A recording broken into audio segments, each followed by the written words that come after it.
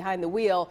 Of course, they'll be on the lookout also for drunk drivers. 4 children were taken hostage in their home overnight in Burlington. After a 3.5-hour standoff, the suspect was arrested. The children were found safe.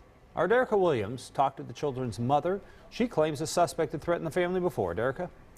Yes, she did. The mother says the suspect is her ex-boyfriend and the father of 2 of her 4 children. The couple recently broke up, and since then, she claims he had become threatening, but she never thought his actions would escalate to this. He's been trying to come back to the house and take the kids from me. Still shaken up after Sunday night's ordeal, Liza Eller didn't want to show her face on camera.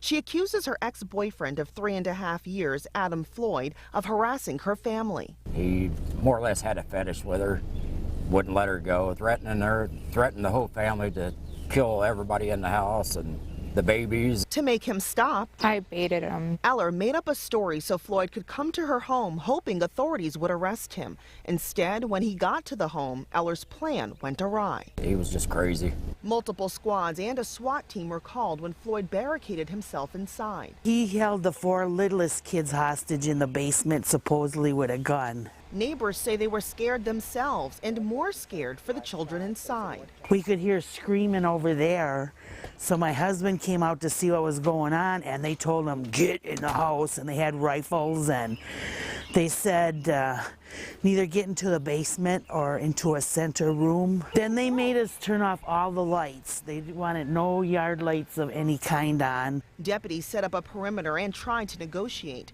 About 3.5 hours later, Floyd finally came out and ran.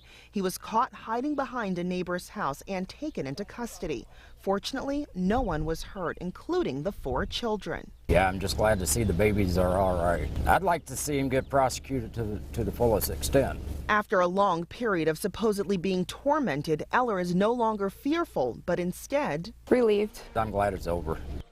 the sheriff's office had been to that home several times for threatening phone call complaints. Floyd is being held at the Racine County Jail on charges of disorderly conduct, domestic abuse, unlawful use of a telephone, intimidation of victims, and harassment. He's also being held on various warrants and holds. Reporting live in the newsroom, Derica Williams, Fox 6 News. I'm glad it ended peacefully. Thank you, Derica. Tonight, loved ones will hold a service in memory of a teen who was shot and killed on Milwaukee's north side. Police say 16-year-old